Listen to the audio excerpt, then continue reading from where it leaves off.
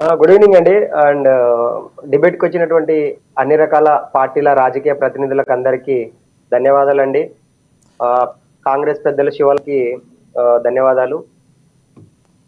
Sir వాస్తవంగా మన కాంగ్రెస్ ప్రభుత్వం ఏం జేసిందో అని అడిగితే ఆ క్వెషన్‌కి సమాధానం చెప్పకుండా కేంద్ర ప్రభుత్వము గురించి కేంద్ర మీద వాస్తవంగా ఎన్నికలకు ముందర కాంగ్రెస్ ప్రభుత్వము హామీలు ఇచ్చింది.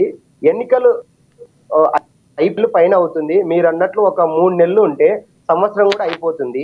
నిరుద్యోగ పక్షాన అసలు మేము అందజేస్తున్నాము, ఏమి ఇస్తున్నాం అని చెప్పి దాని మీద స్పష్టంగా మాట్లాడాలని చెప్పేసి పెద్దలు శివలాల్ గారిని మేము కోరుకుంటున్నాం. అండ్ ముఖ్యంగా ఈరోజు నేను కేవలం భారతీయ జనతా పార్టీ అంటే national party. Bharatiya Janata party యువ నాయకులకు మాత్రమే కాదు. పూర్వ సివిల్స్ విగా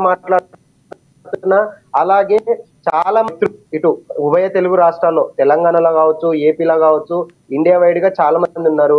వాళ్ళందరూ నిరుద్యోగులు అందరూ కూడా చాలా మంది నాకు రకరకాలుగా ఫోన్ కాల్స్ గానీ, మెసేజెస్ ద్వారా గానీ అన్న మీరు నేషనల్ పార్టీలో ఉన్నారు, మంచి వక్త, ఎడ్యుకేటెడ్ పర్సన్, గతంలో మీరు గ్రూప్స్ రాశారు, సివిల్స్ రాశారు, మెయిన్స్ రాశారు. సో నిరుద్యోగుల కష్టాలు ఎలా ఉంటాయో మీకు స్పష్టంగా తెలుసు. సో మా వాడి వేడి మీ డిబేట్‌లో కనిపిస్తుంటుంది. మీరు ప్రైడ్ బ్రాండ్‌గా మాట్లాడుతుంటారు కాబట్టి ఖచ్చితంగా మాలాంటి నిరుద్యోగ మిత్రుల తరపున మీరు మాట్లాడండి డిబేట్‌లో వస్తాయని చెప్పేసి నిన్న గూడా మాట్లాడడం జరిగింది మా మిత్రులు చాలా మంది. ఈరోజు మేము గౌరవనీయులు తెలంగాణ ముఖ్యమంత్రి రేవంత్ రెడ్డి గారికి ఒక నిరుద్యోగుల తరపున గావచ్చు, అదే విధంగా పూర్వ సివిల్స్ విద్యార్థిగా గాని, భారతీయ జనతా పార్టీ యువ నాయకులుగా మేము ఒకటే విజ్ఞప్తి చేస్తున్నాం సార్. మీరు నిజంగా బట్టి విక్రమార్క గారు అసెంబ్లీలో నిరుద్యోగుల పాలిట కాంగ్రెస్ ప్రభుత్వం నిలుస్తుందని చెప్పేసి జాబ్ క్యాలెండర్ వదిలి చేశారు.